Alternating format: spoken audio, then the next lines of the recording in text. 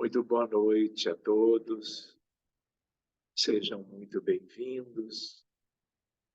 Acredito que algumas pessoas estão de férias, outras estão viajando, mas nós já vamos começando hoje, dia 15 de janeiro, o nosso encontro para o estudo da noite, dando continuidade ao tema número 10 da apostila. Creio que estamos lá pela página agora 102 e vamos então completar essa temática tão interessante, de um modo geral e muito para os médiuns, né?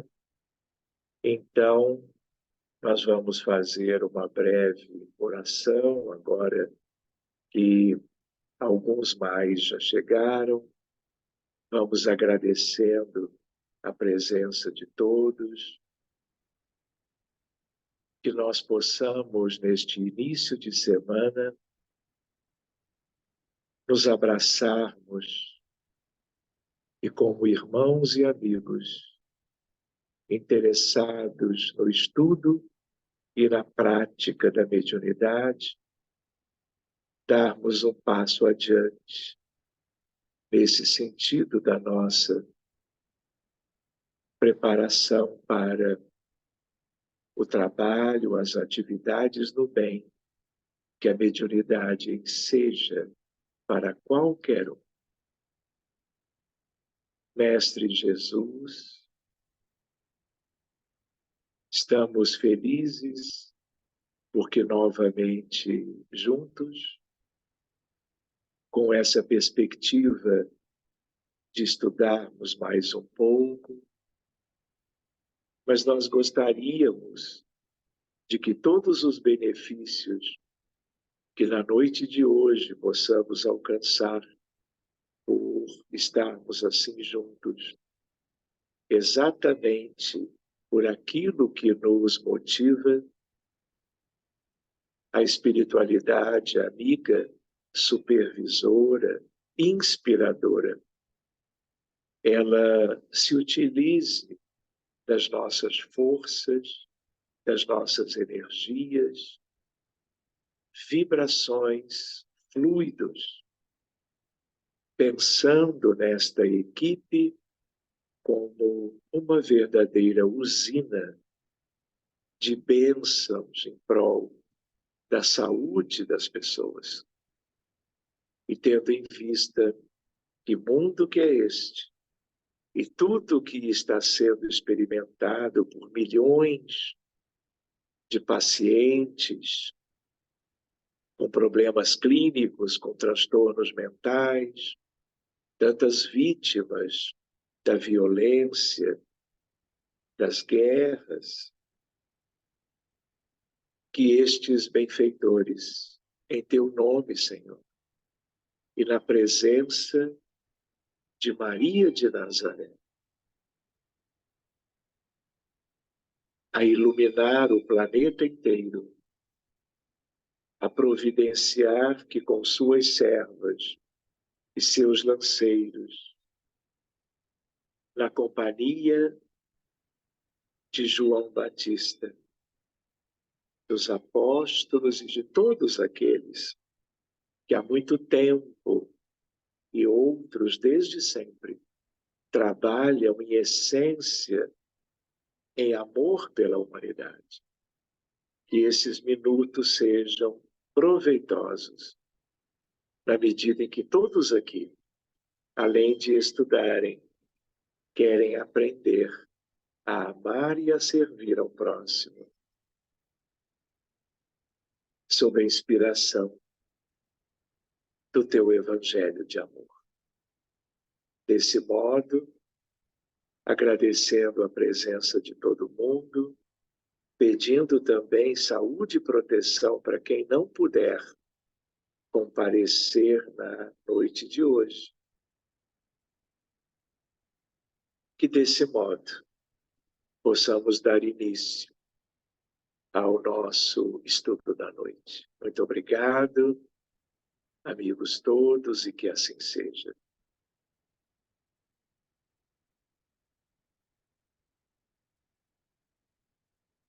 Muito bem. Queridos, então vamos lá buscar a página 102 da nossa apostila. Confere.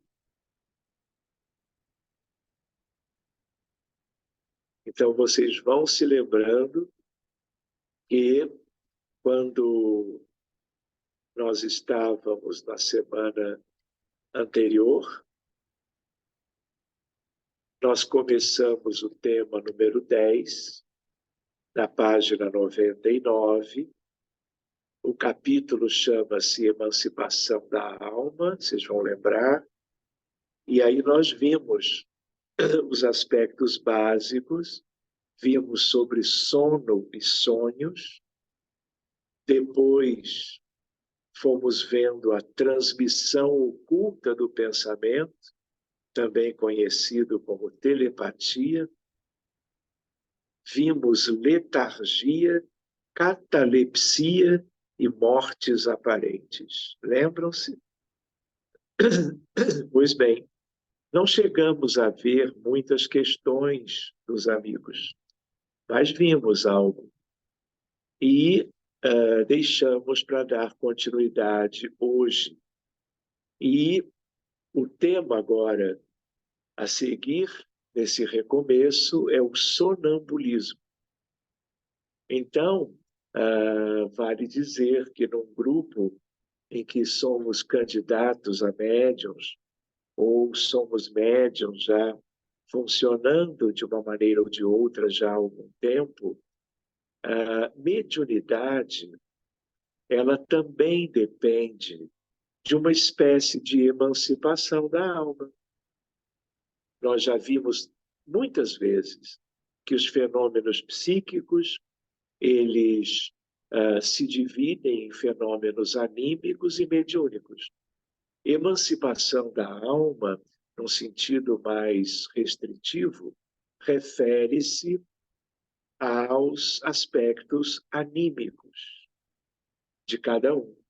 Mas, em geral, os que se desdobram, os que emancipam nessas experiências que nós estamos estudando desde a outra vez, em geral, também são médiums, eu até diria, em boa parte, ostensivos.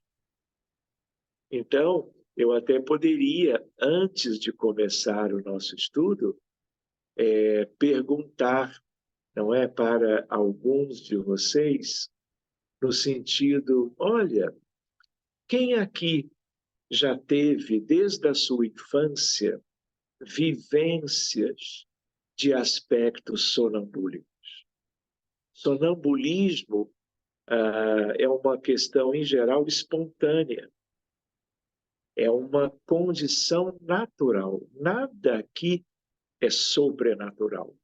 Pode chamar a atenção daqueles que não são espíritas, daqueles que não os conheçam, mas tudo está no âmbito dos fenômenos naturais, não é? Então, nós poderíamos começar hoje de uma maneira diferente, perguntando, antes de buscarmos o conteúdo da apostila sobre o sonambulismo, perguntar quem de vocês já teve, em alguma época, alguma vivência compatível, eu diria, com o sonambulismo.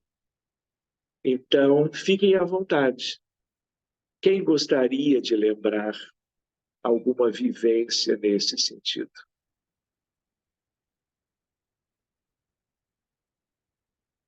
A Edna escreveu que o esposo dela é sonâmbulo. Ótimo. Tudo muito natural, muito simples. E é por isso também que nós, que no dia a dia não trabalhamos essas coisas, que nós estudemos isto, para estarmos nos preparando para compreendermos melhor esses fenômenos. E aí eu pergunto, quem gostaria? Talvez eu possa falar, doutor Sérgio, porque ninguém mais. Boa noite a todos. Doutor Sérgio, eu não me lembro muito da infância, mas há 25 anos atrás, a minha primeira foi uma. Eu não sei se explica, até queria perguntar se isso é sonambulismo ou desdobramento, os dois, o que que é. Eu estava deitada no meu quarto e o meu sonho era, eu não sonhava com outro ambiente, eu sonhava comigo dentro do meu quarto, deitada, dormindo, e uma pessoa do meu lado dizendo: Olha, você tem que checar, a Bruna tem alguma coisa errada com o sangue da Bruna. E a minha filha tinha 3 anos na época. Então, quando eu olhei do lado, eu vi a minha filha já bem carequinha, assim, e com os olhos bem fundos. E eu me levantei, eu chorava, porque foi tão real. Eu chorei muito. E na época não tinha internet nem nada. Eu olhei na Barça quais eram os problemas de leucemia. Minha filha não tinha nenhum sintoma. Para encurtar a história, 3 meses depois, quando ela começou a ter os primeiros sintomas e 6 médicos, nenhum descobriu o que que era, eu fui com aquilo na minha cabeça até encontrar o médico que encontrou e ela realmente estava com leucemia e, ela fez o tratamento, ela é câncer survivor já faz, desde, está com 28 anos, graças a Deus está bom. Então, assim, é sonambulismo, ah, mediunidade ostensiva. Você estava dormindo, Georgette?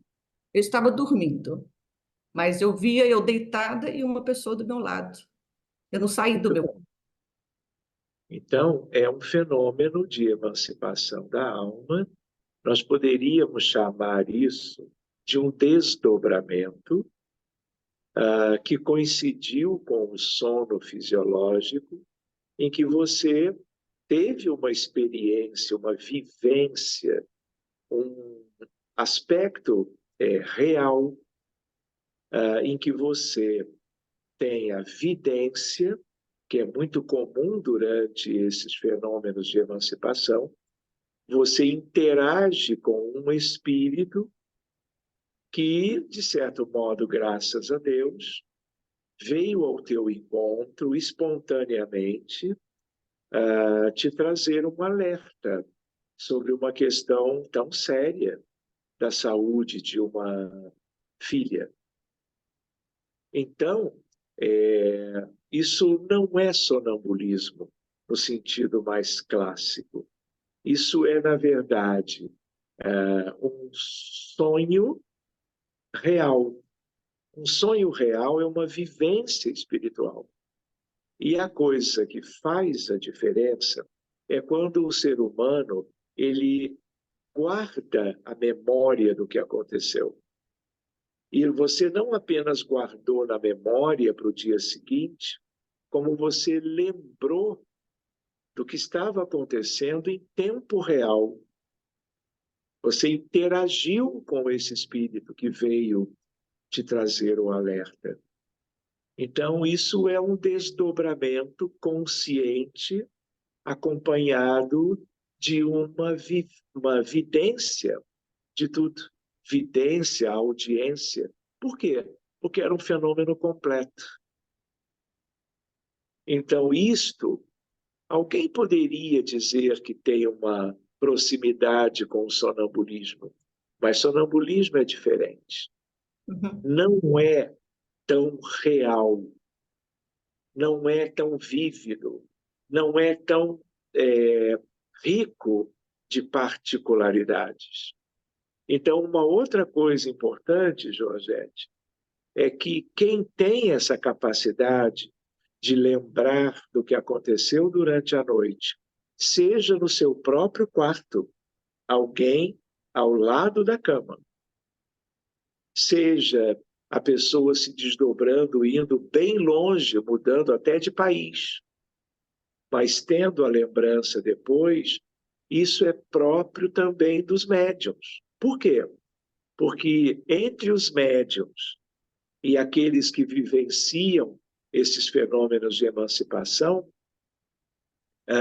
a saída do corpo O desdobramento é o fenômeno comum dos dois.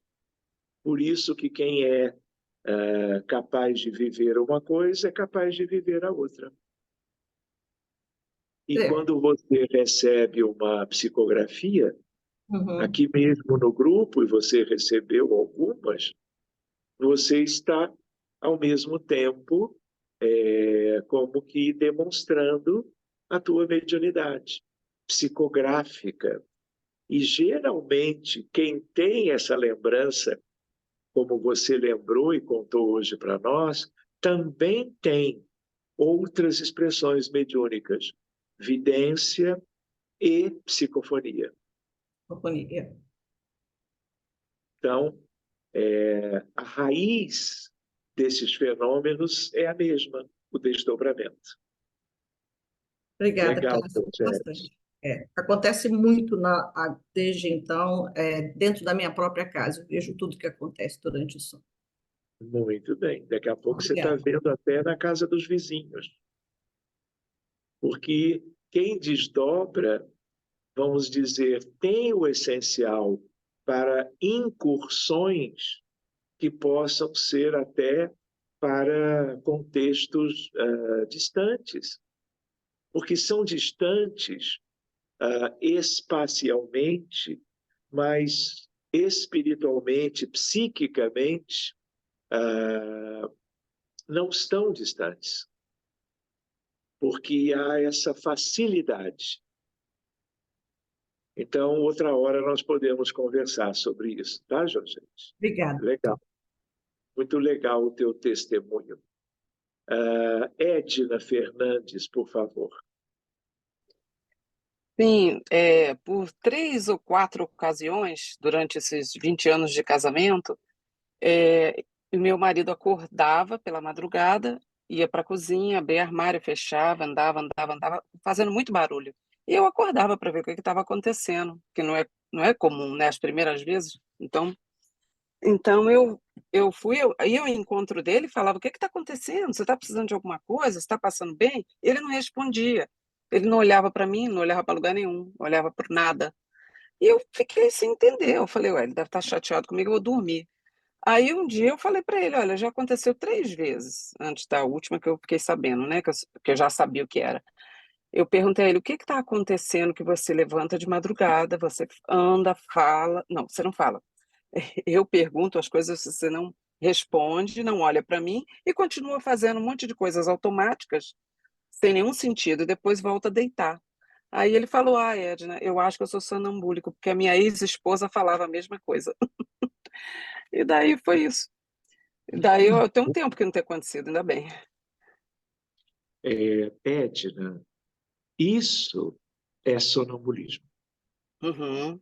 É um Não é exemplo. mediunidade. Espera aí. Ok.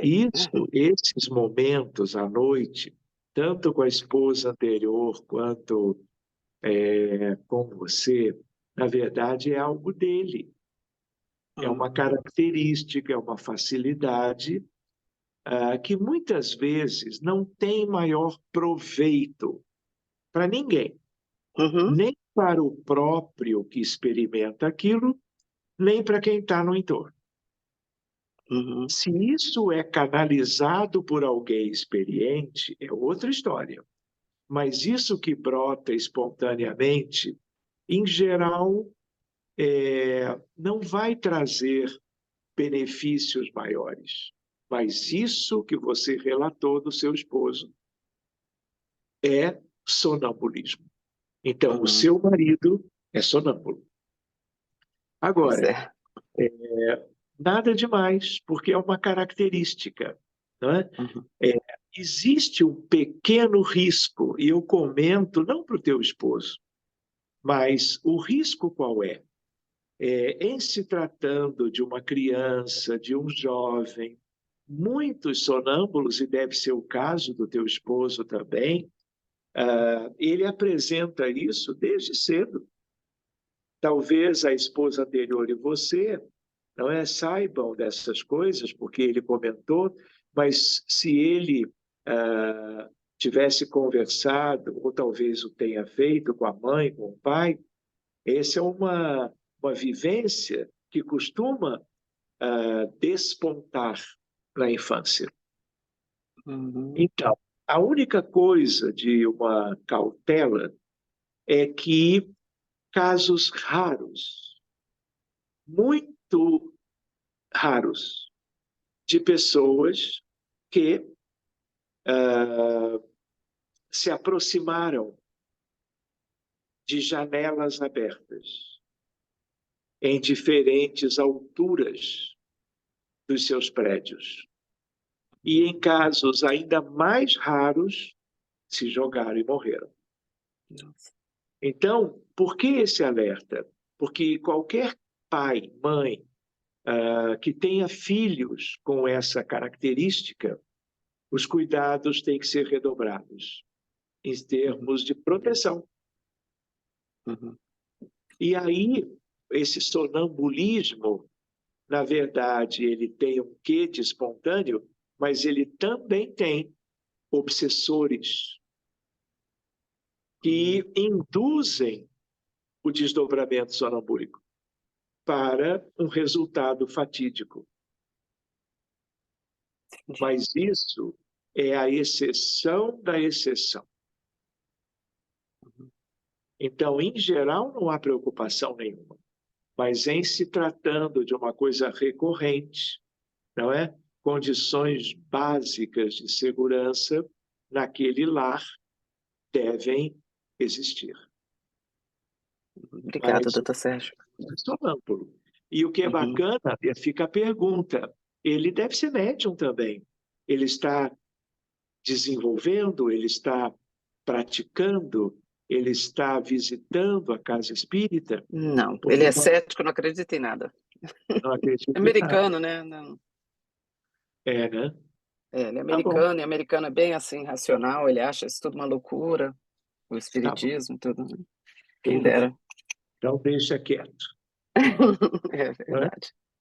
Obrigado, querido. Muito bem. Nada, Edna. Júlio, por favor. Posso? Ah, desculpa. Boa noite, professor Sérgio, boa noite a todos. Não sei agora se, bom, não sei se é propriamente sonambulismo, mas aconteceu comigo nessa noite, né? E como o tema é a emancipação da alma, só para dividir a experiência, porque foi muito, muito boa. Eu raramente me lembro de sonhos, mas essa noite, em especial, eu tive uma experiência de desdobramento que foi muito consciente, né? Eu sabia que estava desdobrado, eu não estava em casa, eu saí, nenhum lugar que eu pudesse guardar relevância, mas o que eu me lembro muito bem é que eu estava, vamos dizer assim, entre aspas, brincando com uma capacidade de me deslocar pelo ar, pelo espaço. Eu estava voando, eu conseguia flutuar, eu conseguia voar, eu falava, vou pousar, vou sair do chão novamente. Foi uma experiência muito interessante pelo fato de eu estar muito consciente de que eu estava em espírito desdobrado, né? Livre do corpo, vamos dizer assim, para poder fazer esse deslocamento mais tridimensional, vamos dizer assim. E foi uma sensação muito boa, né? Até gostaria de fazer isso, poder controlar e fazer isso novamente, porque foi realmente muito consciente, né? Eu não me lembro, assim, eu via outros espíritos, mas não tive nenhuma interação que eu me recorde, nada relevante que eu me recorde, mas foi muito mais uma questão assim individual, de assim, tô livre, vou dar uma volta, né? Como quem está assim nadando e aproveitando aquela possibilidade de flutuar ali na água. Então eu estava fazendo isso no ar e foi muito interessante. Foi uma experiência muito boa e com uma lembrança muito vívida, né? Então eu estou falando agora e estou me lembrando do que eu senti essa noite.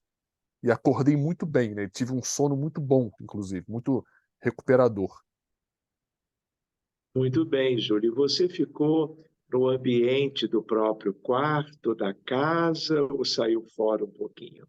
Não, eu tava na rua, tava assim, não me recordo onde, sim, mas tava na cidade, entendeu? Na rua, voando, voava, voltava, pousava. Eu lembro quando eu pousava no chão, era numa calçada na rua, aí depois subia novamente e ficava me deslocando, sem rumo, né? Sem um rumo específico que eu consiga me recordar.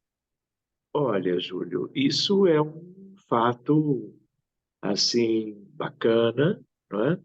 pode ser início de uma experiência mais produtiva, de você ter esse controle, de pensar que quer voar para mais longe e voar. Então, isso, o que que é isso? Isso não é sonambulismo. Uhum. Isso é desdobramento consciente, de novo, como foi o caso da Georgette. Então, mas isso é igualmente positivo. Tudo aqui é positivo. Então, vejam como cada um tem um jeito de viver o fenômeno psíquico. Vamos deixar a mediunidade agora de lado, porque todos esses são fenômenos anímicos. Todos são naturais, simples e lógicos. E eles podem ser, vamos dizer, algo de um treinamento na área da mediunidade.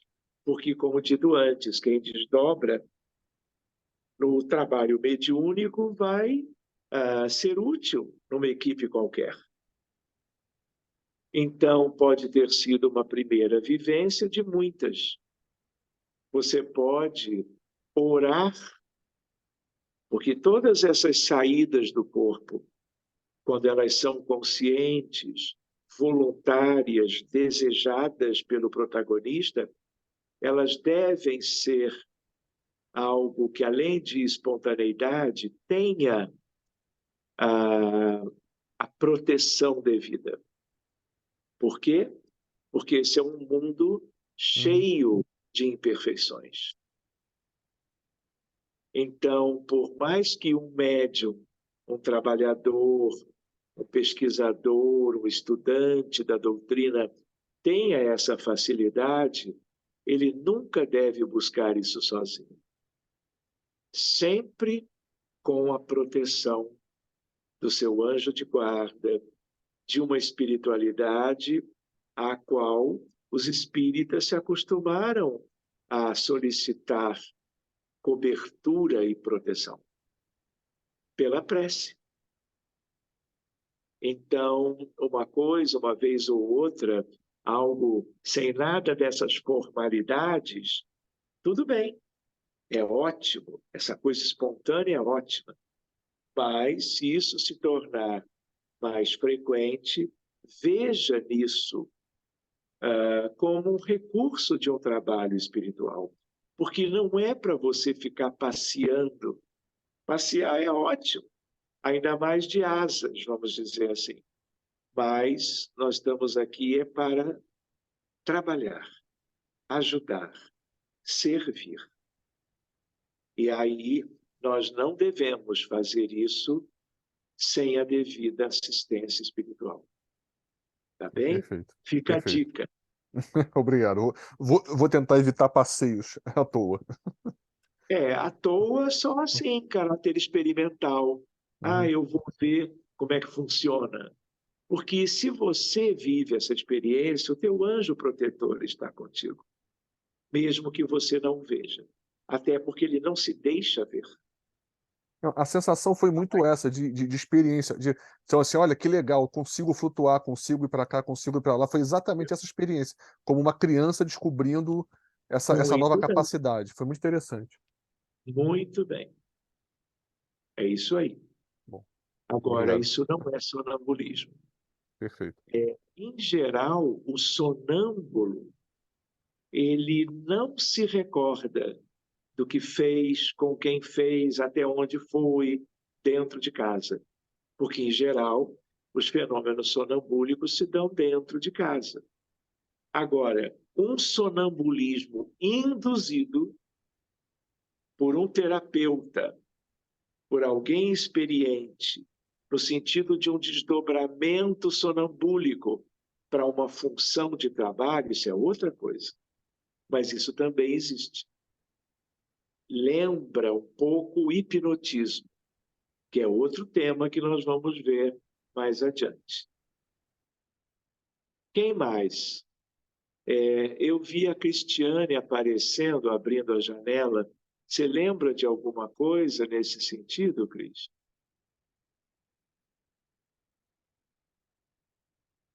Bom, Olá, lembro, estava até me voltando a memórias da infância, né? Porque me contavam. Eu, durante a infância, andava pela casa, inclusive eles tinham essa preocupação. Quando eu morava em prédio, tinha que ter as grades, porque eles tinham medo de fazer alguma coisa. Então, daí ficou me voltando. E eu vejo a minha filha também tem a questão do sonambulismo, porque ela conversa muito, mexe muito, fica muito agitada e não lembra de nada depois. Gabriela, Gabriela, uhum, muito agitada. E aí depois, aí tem algumas experiências, né, mas que não é do sonambulismo que conta, né, do desdobramento, mas o sonambulismo foi isso que eu me lembro. e contigo foram muitas vezes, Cris? Foram várias vezes, Várias. várias vezes. Na infância, e eu já acordei dormindo, com uma outra senhora que estava cuidando da minha avó, que estava morando, porque ela disse que eu andava pela casa e eu chorava, e ninguém. Então, tem vários episódios que eles contavam depois, que eu não. Eu só via que tinha acontecido. E você não lembrava de nada, só Nada. sabia o que te contavam. Aham, só porque Então, me assim, ó, contavam. esse é mesmo, de novo, contigo também, o sonambulismo típico. E, de Isso. novo, você acaba, como outras pessoas, confirmando, sendo médium hoje, quando Hum, criança, sonâmbula. Isso. Tudo muito básico, assim, muito típico, eu diria. E é Uhum. um exemplo para nós todos. É, é Tá bem? isso. Então, tá, Valeu. obrigada. Tá, obrigada. Vivi, você está por aí? Tô sim. Eu me lembro que você também contava episódios de sonambulismo. Pode dividi-los conosco também? É isso, né? Eu não lembro, mas é o que me contava, parecido com o que a Cris trouxe ainda há pouco, né? É que eu andava, eu conversava, tinha altas conversas. As pessoas iam me perguntando as coisas, eu dormindo e eu ia respondendo e andava para lá, andava para cá. Mas eu não lembro de nada. Às vezes lembro de acordar assim, eventualmente, muito vagamente, já tem muito tempo. De acordar num lugar assim que eu não fui dormir, né? Alguém tentando me levar de volta. Às vezes eu acordava assim no meio do corredor da casa. É, Mas acho que é isso, assim, que eu lembro. E você era pequena? Uhum, criança. Tipo assim, com que idade, mais ou menos? Ai, não sei te dizer, mas talvez ali entre os 6 e os 10. Eu não lembro disso assim já adolescente, não. Adolescente eu lembro mais das vivências mesmo, de vidência, de audiência e outras coisas. Muito bem, tá ótimo. Então, mais um exemplo, né, de sonambulismo na infância e mediunidade na vida adulta.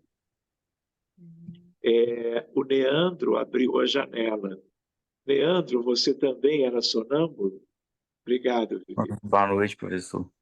Então, professor, comigo foi uma coisa assim curiosa, porque minha mãe sempre teve muita mediunidade, meu irmão, e a única coisa que agora eu associo à mediunidade que acontecia comigo eram sonhos, que eu sempre lembrei dos meus sonhos, e a capacidade de controlar os sonhos. Na minha cabeça que eu tinha uma facilidade muito grande de controlar as circunstâncias dos sonhos. Então, desde pequeno, eu comecei assim a fugir de pesadelos assim, porque eu sabia que se eu fechasse o olho com muita força assim, eu acordava, alguma coisa assim.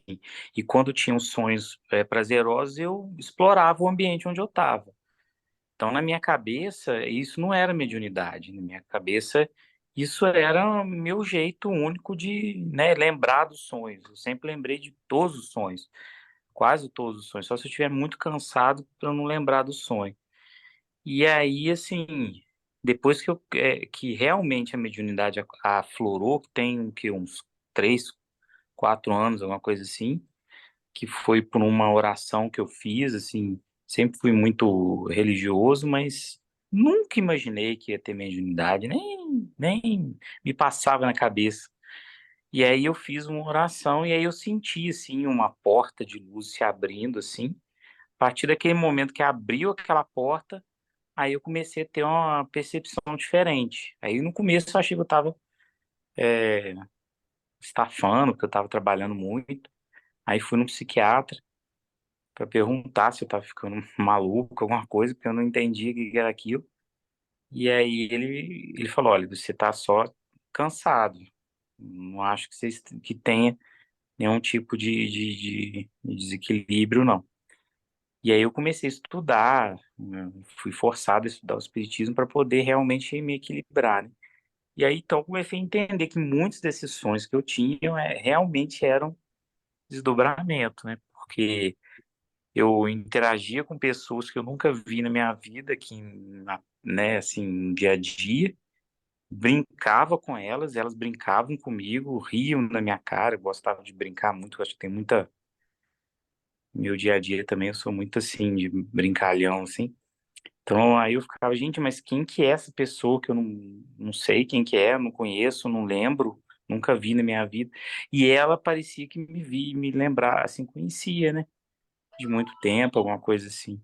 Mas é só nos sonhos que eu tinha, né, essas experiências, entendeu? Mas eu não Olha, tinha nada de sonambulismo, não. isso aí não é sonambulismo, são sonhos vívidos por desdobramento durante o período noturno, coisa que nós vimos no texto na semana anterior. Vocês repararam com esses testemunhos como que esses fenômenos são, de certo modo, frequentes, como eles são, ah, como se eles tivessem uma mesma origem, de tal maneira que cada um pode ter mais de uma qualidade desses fenômenos ao longo da sua vida, e, ao mesmo tempo, como nós somos um grupo de estudo da mediunidade, candidatos a médiums, médiums já funcionando, né? Era exatamente aqui num grupo como esse estudando que nós iríamos encontrar esses relatos, como vocês viram hoje. Muito bem, depois, se mais alguém quiser trazer qualquer coisa, do contrário, vamos voltar para a apostila e vamos concluir o texto agora com. Acho que a Mônica, eu acho que a Mônica está com a mão. Pois não, eu já tirei a tela. Já 3 vezes, mas está bem.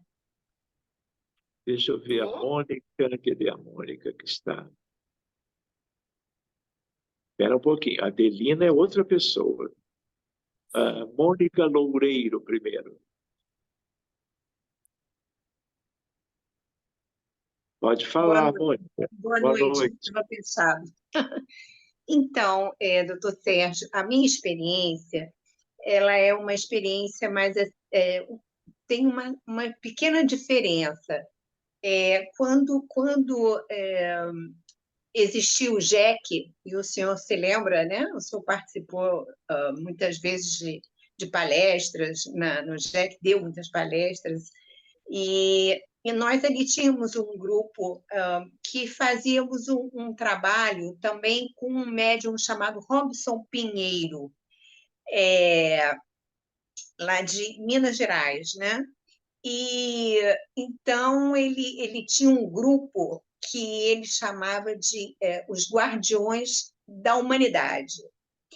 E era muito interessante o trabalho, porque era como a nossa prece das 5 horas da tarde pela humanidade, ele também tinha esse trabalho, mas era um trabalho diferenciado.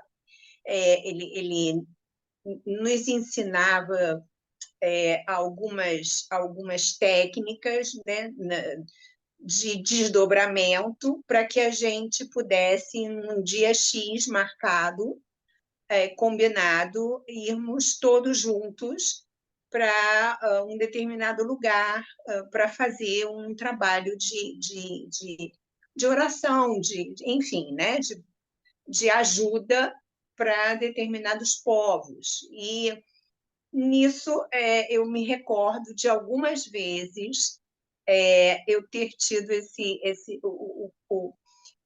ter sido agraciada com isso. Eu achei bastante interessante. No primeiro momento eu fiquei bastante assustada, porque eu me recordo, ele sempre pedia para que a gente saísse do quarto onde a gente estava dormindo, né? Que no momento em que a gente fosse fazer o trabalho de desdobramento, naquele horário, que a gente saísse do quarto e fosse para a sala, para um outro lugar, né, que ficasse lá sentados de forma confortável, mas sem dormir, né, fazendo com os olhos fechados, fazendo a nossa prece, a nossa oração. E muito interessante que a primeira vez eu me lembro, foi muito interessante, porque eu saí do quarto, mas aí eu estava dormindo, aí eu já estava em desdobramento. Eu saí do meu quarto, fui para a sala, sentei no sofá e fiquei esperando alguém chegar para me buscar, porque nós tínhamos combinado isso, né, de que pessoas iriam, irmãos iriam ao nosso encontro na nossa casa para nos buscar. Aí eu me lembro que eu sentei no sofá da sala, eu sentada no sofá, de repente eu olhei assim, com os olhos abertos, eu vi um bichinho preto subindo assim a parede, eu me assustei com aquilo. No momento em que eu me assusto, eu percebo duas pessoas entrando na sala e dizendo: calma, calma, isso não tem nada a ver com você, isso é da sua vizinha. Eu achei aquilo muito interessante. Aí eu falei: ainda bem, não tem nada a ver com você. Podemos ir? Você está pronta? Eu falei: sim. E aí eu me levantei e fui com eles, e aí eu já não lembro mais. Mas só me recordo dessa passagem, né? E isso aconteceu assim algumas vezes, não foi uma nem foram duas, não, foram outras vezes. E em forma de exercícios, eu também tive alguns desdobramentos muito interessantes, que foram alguns, e enfim, eu só queria comentar que esse foi em especial, acho que foi o primeiro, talvez, e ficou muito marcado, né? Mas foi bastante interessante, foi uma vivência bastante interessante. Eu só lamento não ter podido lembrar do restante, né? Eu só lembro desses dois irmãos virem ao meu encontro na minha casa, me tranquilizar por causa do bichinho que eu via subindo assim na parede, e depois eles me levaram para algum lugar e eu não lembro qual, mas foi uma experiência bastante interessante. Tá bem, Mônica. Aí, no caso, foi mais mesmo um desdobramento consciente, coisa que também sugere que você seja médium, porque as coisas, como nós tínhamos comentado, elas acontecem dentro de uma mesma base fisiológica, que é a saída do corpo. E aí os fenômenos variam, mas a base é a mesma. Obrigado, viu, Mônica? Dona Adelina, por último, para nós voltarmos para a apostila. Sim, só para relatar muito brevemente um caso clássico de sonambulismo. A minha mãe contava que o meu falecido irmão mais velho, portanto, levantava-se na Ilha da Madeira, naquele tempo, não é? Talvez antes, durante a Segunda Guerra Mundial. Ele era menino, teria, imagino eu, portanto, entre os 7 e 10 anos de idade, por aí, 10, 11. Minha mãe contava que muitas vezes ele levantava-se da cama durante a noite e saía pela porta fora, ia para a rua mesmo passear, e então ela tinha que segui-lo com muito cuidado para não acordá-lo de supetão e trazê-lo, portanto, para casa, mas ele fazia isso com muita frequência. Ele saía pela porta fora à meia da noite. Aí, Adelina, é sonambulismo mesmo. É, é. Não é? E esses cuidados, ainda mais indo para a rua, não é? Eles são necessários, porque não se espera que o sonâmbulo saiba o que está fazendo e tenha controle sobre o fenômeno. Então, tem que haver supervisão, tem que haver cuidados para com a pessoa, em geral, como também foi o caso aí de uma criança. Então, muito obrigado, dona Adelina. Vamos para a apostila sonambulismo. Agora vocês vão ver que o texto vai ficar mais fácil de ser assimilado, né? Então, vejam juntos aqui. É um estado de independência da alma, mais completo que no sonho, estado em que as suas faculdades ficam mais desenvolvidas. A alma tem percepções de que não dispõe no sonho, que é um estado de sonambulismo imperfeito.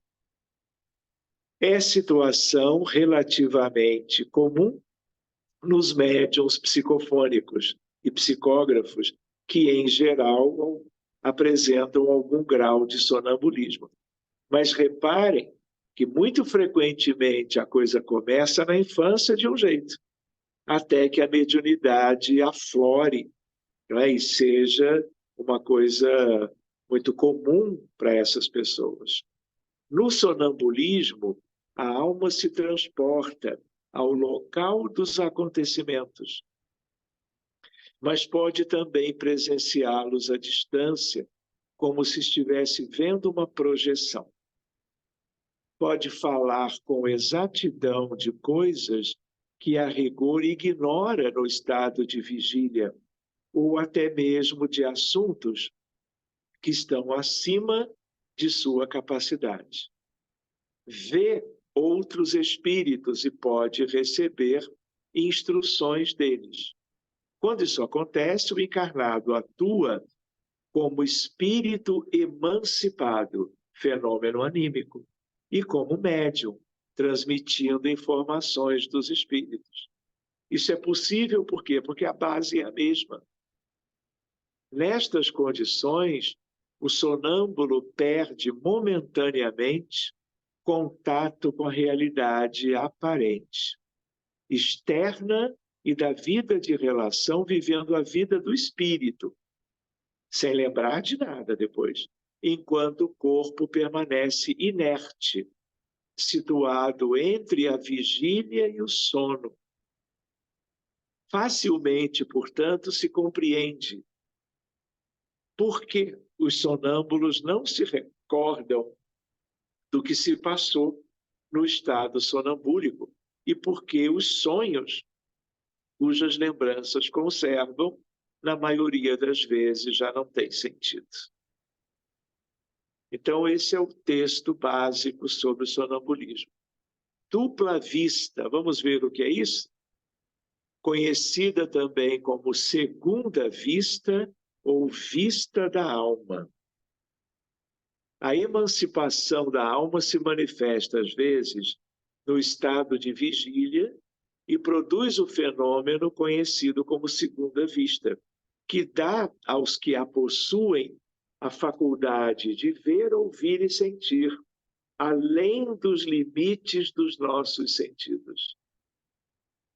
Veem, por assim dizer, através da vista ordinária e como por uma espécie de miragem. No momento em que o fenômeno da segunda vista se produz, o estado físico do indivíduo é sensivelmente modificado. O olho tem algo de vago. Ele fita sem ver o que está desdobrado. Toda a sua fisionomia reflete uma espécie de exaltação. E tem um pouco a ver com o item seguinte, que é o êxtase. Para quem desfruta de tal faculdade, ela parece tão natural como a de ver. E essas pessoas podem ver desse modo, tanto de olhos abertos, como de olhos fechados. Olha o tal do êxtase. O êxtase é um sonambulismo mais apurado. A alma do estático é ainda mais independente. O êxtase é um tipo de sonambulismo no qual a alma visita os mundos ou dimensões superiores da vida. Vamos dizer assim, sendo isso, o êxtase é para poucos. Por quê? Porque é uma espécie de um sonambulismo, de um desdobramento, só que a criatura, pela própria condição, pelo sentido, pelo objetivo daquela saída do corpo, no sentido de algo que seja proveitoso para si e às vezes para a humanidade inteira, o êxtase é mais particular, de poucos no mundo inteiro. Então, isso tem a ver com as esferas superiores. Nós já vimos isto, que no plano humano, no planeta Terra, quando estamos encarnados, estamos todos na mesma condição. Na superfície da Terra, na rua, na instituição, em casa e assim por diante. Mas, quando estamos desdobrados ou estamos desencarnados, nós temos no mundo espiritual esferas muito diferentes. E cada um tem a sua. Cada um tem aquilo que é resultado do seu merecimento, das suas experiências prévias ao longo da história. Então, muita gente, quando dorme ou quando morre, desce para o umbral inferior. Muitos para as trevas, muitos para as zonas abissais. Outra parte da humanidade, isso é claro, é sempre uma coisa particular, individual, e diz respeito ao progresso alcançado por cada um, muitas pessoas ficam no entorno do corpo, no umbral médio. Outros vão visitar uma esfera numa cidade astral tipo nosso lar, que é um umbral superior. Já vimos isso. Outros vão mais longe, longe no sentido da elevação. Vão para onde?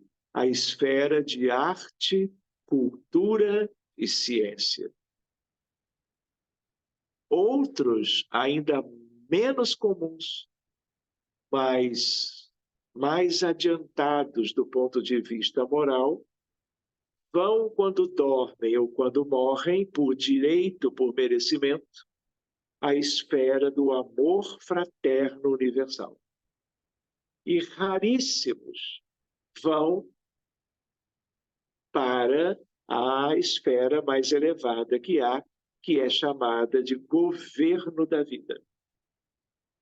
Então, tudo isto, quando é para cima, sobretudo da ciência, da cultura e da arte, nós podemos chamar de êxtase.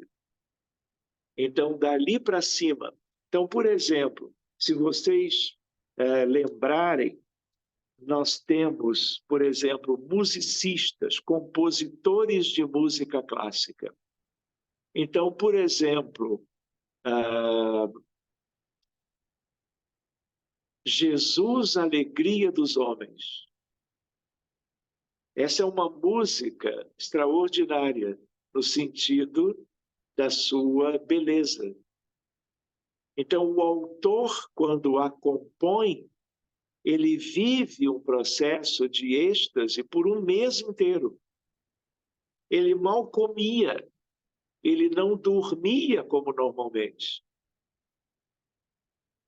Por quê? Porque ele estava dentro de um projeto especial.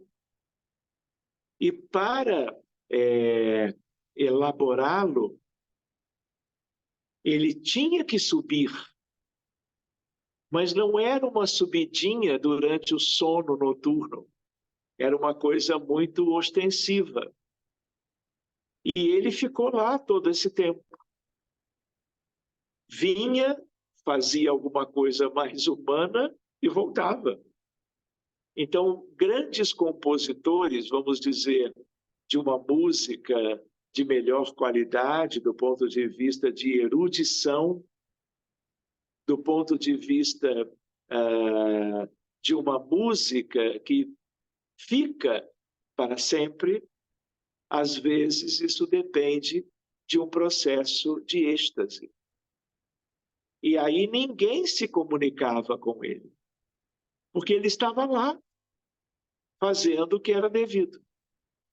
Então, o êxtase é uma coisa rara, mas que tem a ver com o mesmo tipo básico de fenomenologia, relacionado a uma ideia de seria um sonambulismo estático, ou um êxtase, e como todo êxtase, ele é sonambúlico. E aí o que acontece?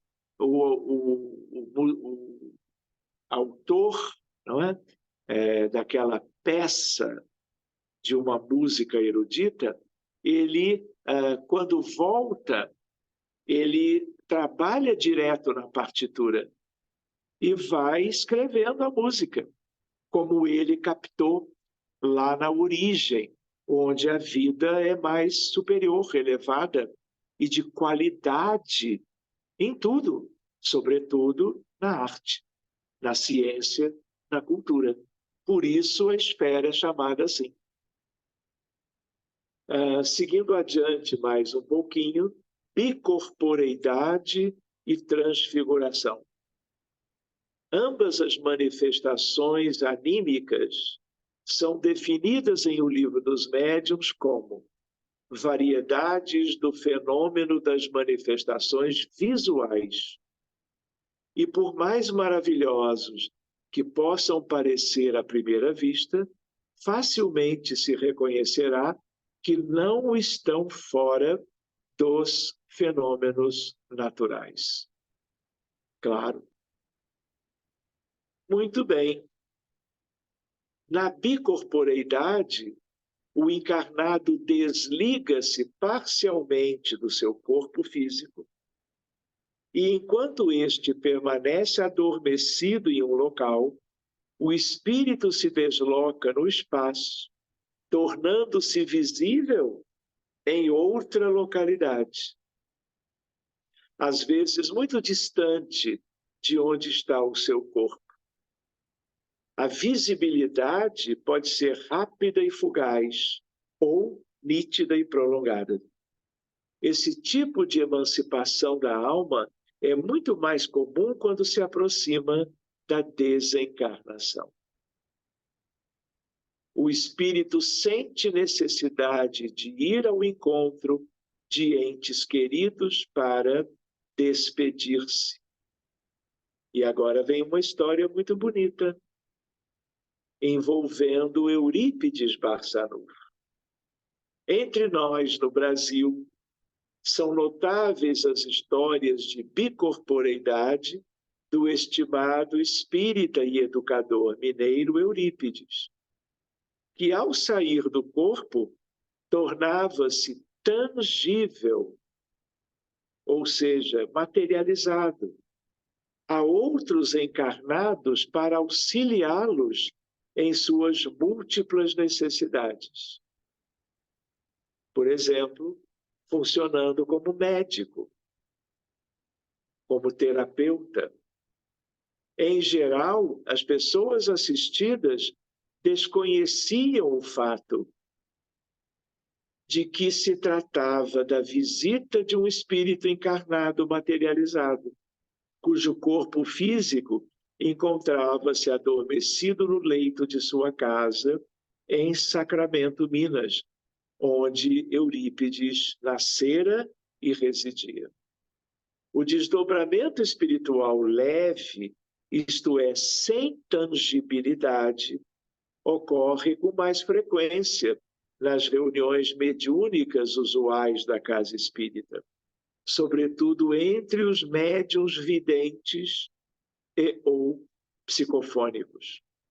Às vezes, o encarnado se desloca até o lugar onde um acontecimento está ocorrendo, ou se posiciona ao lado do espírito comunicante, fornecendo mais tarde detalhes do que percebeu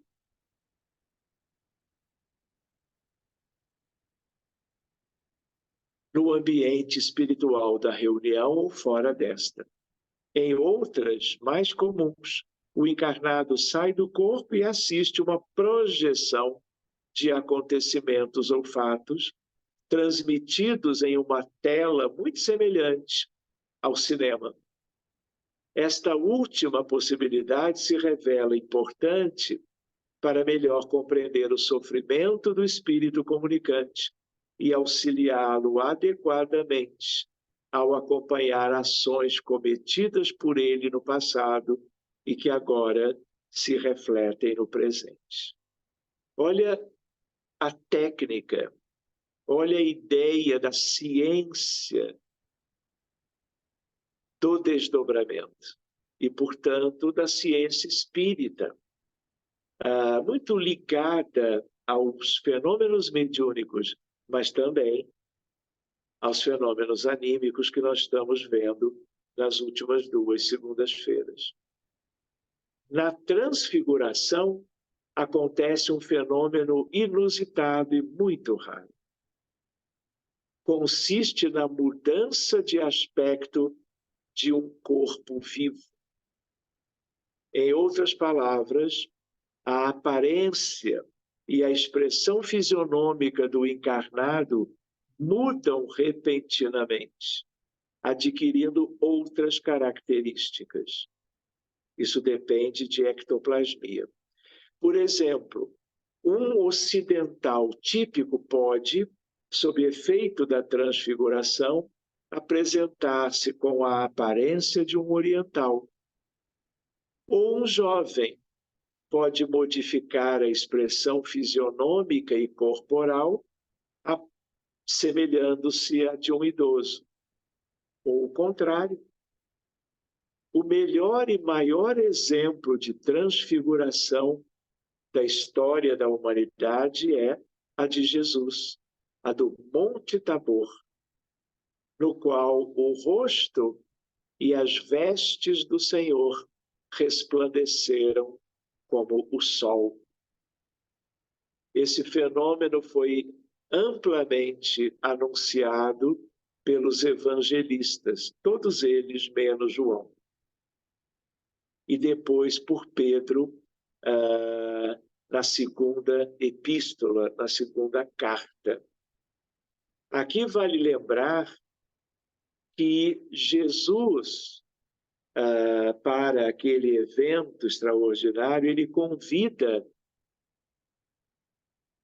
Pedro e João, que eram, dentre todos os apóstolos, os mais, vamos dizer assim, evoluídos, ou os que teriam uma responsabilidade muito grande. E aí, eles todos eram judeus. E Jesus sabia que os apóstolos seriam muito exigidos, questionados e até perseguidos e mortos, como foram depois do drama do Calvário e da ressurreição. Jesus sabia de tudo, nos seus mínimos detalhes. Nada escapava de Jesus no sentido da programação para todos os eventos relevantes naquela altura. Absolutamente, por ser um espírito crístico, ele detinha todo o controle de tudo. Nada aconteceu com ele que não fosse programado por ele, permitido por ele. Então, como ele sabia que os apóstolos seriam muito testados depois que ele já não estivesse visível, corporificado e tangível, ele prepara a transfiguração, convidando para que fossem os apóstolos até o monte, para que os apóstolos, que eram médiuns, eles vissem Jesus, de certo modo, agora já não como um homem comum, porque ele nunca foi um homem comum, mas pudessem vê-lo com um pouco mais da sua condição espiritual extraordinariamente superior. Para que Pedro, João, se não me engano, Tiago também, eles nunca duvidassem da importância dele, Jesus, de todos os seus ensinamentos e do quanto ele, Jesus, desejava que ficasse patente que ele era, para os judeus de um modo geral e para os apóstolos e discípulos em particular, o Messias prometido. Então, o que ele faz? Ele convida quem ele achou que deveria participar disso, e ele se mostra um pouquinho mais, não é?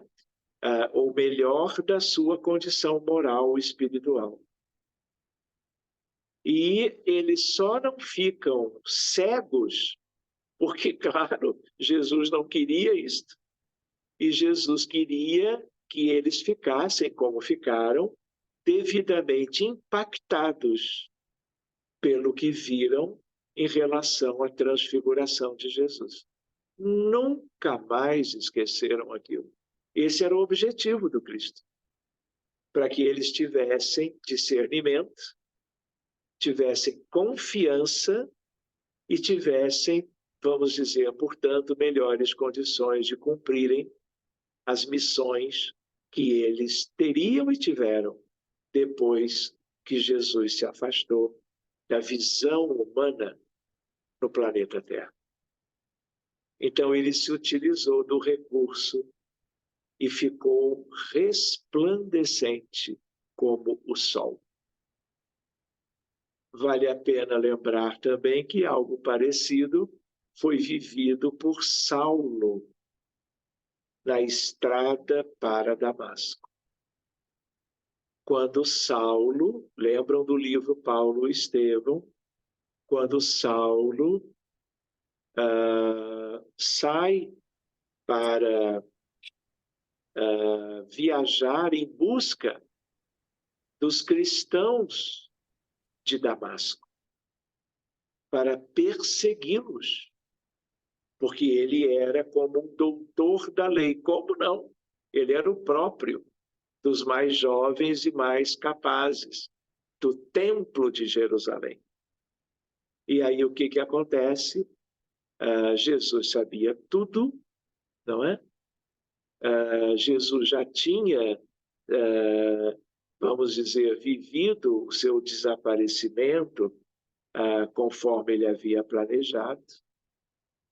E aí, então, sabendo da intenção de Saulo, ele vai ajudá-lo para evitar que Saulo se comprometesse, tentando, vamos dizer assim, de uma ideia que ele tinha de preservar o judaísmo, da escola do Templo de Jerusalém, de judaísmo. E aí Jesus vai até ele e Jesus se deixa ver, porque Saulo e depois Paulo de Tarso, que são a mesma pessoa, eram médiuns. E aí Saulo enxerga um pouquinho de Jesus. nos moldes dessa resplandecência. E aí, Saulo, que era um espírito superior, elevado, que estava como que ainda sob a influência do judaísmo, do templo e dos doutores da lei, como ele também era. E aí, então, ele estava perdido naquela sanha perseguidora de cristãos. E Jesus não podia deixar que o seu amigo, que viria a ser, claro, o apóstolo dos gentios, ele se comprometesse mais. Vai na estrada de Damasco e diz para que Saulo o visse: Saulo, Saulo, por que me persegues? Por que ele diz isso, Jesus? Porque ele sabia que espírito era aquele. Não fazia sentido que aquela perseguição continuasse. E aí, durante esse encontro, Saulo fica cego. Cego e cai do cavalo. Completamente perturbado, mas começando a enxergar a realidade. E é aí que Jesus o acolhe, ele cego, e querendo que ele fosse a Damasco, para que as coisas fossem completas, né? Ele sugere: procure por Ananias. Lembram? E aí ele é curado em Damasco por Ananias, que o recebe como um filho. Então, quem não lembra do livro Paulo e Estevão, ou quem não o leu ainda, não percam essa oportunidade de fazê-lo agora no início de 2024. Por último, né, os itens tais do Livro dos Médiuns fornecem maiores informações a respeito da bicorporeidade e da transfiguração. E outra obra é a que fala de Antônio de Pádua, que é uma criatura linda, que é também Antônio de Lisboa, porque ele nasce numa cidade e desencarna na outra. A primeira em Portugal, Lisboa, e depois, por último, em Pádua. Então, esse é um espírito de muita elevação e que também tem episódios de bicorporeidade. É isso, meus amigos. Vamos completando o nosso estudo por aqui, buscando. Não vamos ver perguntas e respostas agora, pelo adiantado da hora, e vamos fazer uma prece para concluirmos o nosso encontro, uma prece que também envolve a doação fluídica, magnética, sempre lembrando que vocês devem ter um pouco de água para que ela seja fluidificada para cada um de vocês e para a família toda, se desejarem, claro. Então, vamos lá? Deixa eu colocar a música baixinho e vamos fazer a nossa prece. Semana que vem já vamos ver um outro capítulo, que é o tema número 11.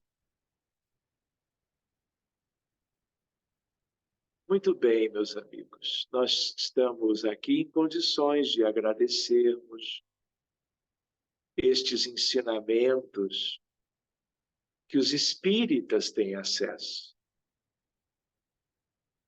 Formalmente, na proposta do desenvolvimento da mediunidade, da educação mediúnica e da imensa literatura em prosa, em verso, romanceada, que nós possamos agradecer a Jesus que é o Consolador prometido, a doutrina espírita, porque ele, Jesus, é o Espírito de verdade, que esteve com Kardec o tempo todo, até que a terceira revelação fosse concluída. Que nós agradeçamos a todos aqueles que nos legaram tantos elementos úteis por nosso entendimento sobre a realidade. Mas Jesus, nestes minutos de conclusão, nós nos abraçamos, nós nos damos as mãos, nós fazemos de conta que milhões de espíritos adiantados, amorosos, também nos dão as mãos para que juntos possamos, uma vez entrelaçados, abraçarmos o planeta inteiro, vibrando pelo bem de todos, dos que sofrem, dos doentes, das vítimas das guerras cruéis que estão em curso no Oriente Médio, na Ucrânia, no Sudão, no Iêmen, na Síria e em tantos outros lugares. O drama da violência pelas drogas, pelo tráfico, pelas ações policiais, pelas milícias, sobretudo no Brasil, mas também longe daqui, de onde alguns de nós estamos. Hospitais repletos, pacientes em casa, nas ruas, transtornos mentais, numa imensa, verdadeira pandemia mundial. Por eles, Jesus, pelos suicidas, pelos abortados, milhares ou milhões a cada ano. Tudo isto traduzindo as imperfeições morais aqui na Terra, que é o mundo para o qual tu és o Senhor e Mestre, o Príncipe da Paz, o Filho do Ômega, o Messias prometido, o caminho, a verdade, a vida, o pastor de todas as ovelhas, o Cordeiro de Deus, o Alfa e o Ômega. Que nós respiremos essa atmosfera agradável, luzidia, e todos aqui podem sentir como um bálsamo da tua misericórdia para todos os que sofrem as agruras hoje deste mundo. Que o nosso fluido, a nossa vibração, a nossa singela energia em doação fraternal, tudo isso em mãos misericordiosas envolvam os países, os lares, no Ocidente, no Oriente, hemisfério norte, tanto quanto o do sul.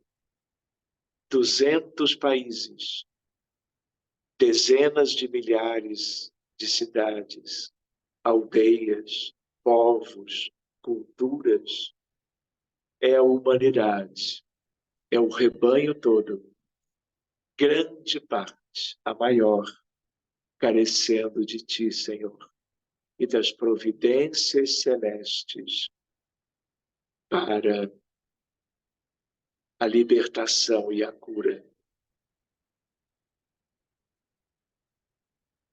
de bilhões de seres humanos, uma parte encarnada, outra maior ainda, desencarnada.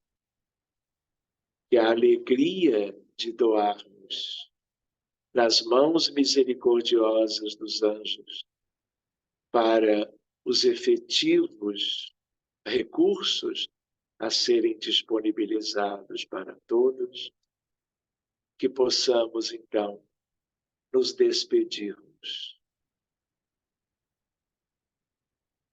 mas nos mantendo alertas, oferecidos a todos aqueles que trabalham pelo bem da humanidade em teu nome. A cada dia, a cada ocasião,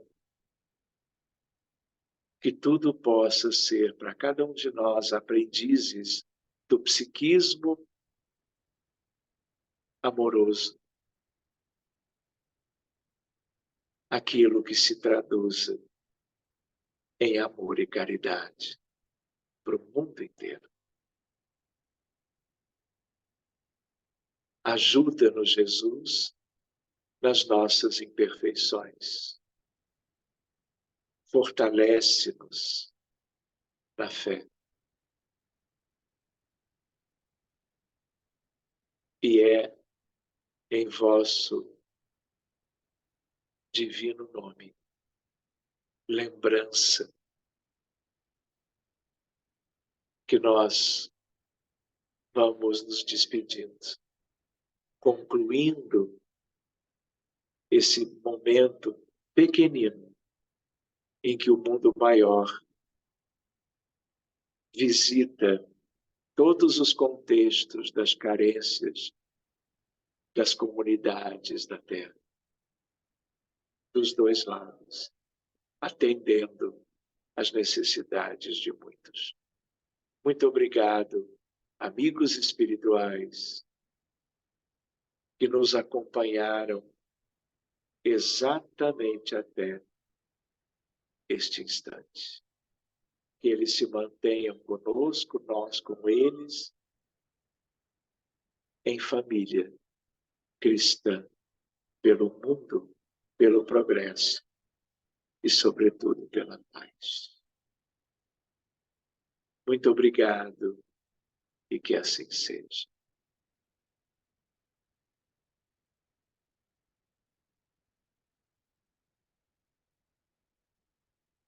Vivi, pode encerrar a gravação, por favor?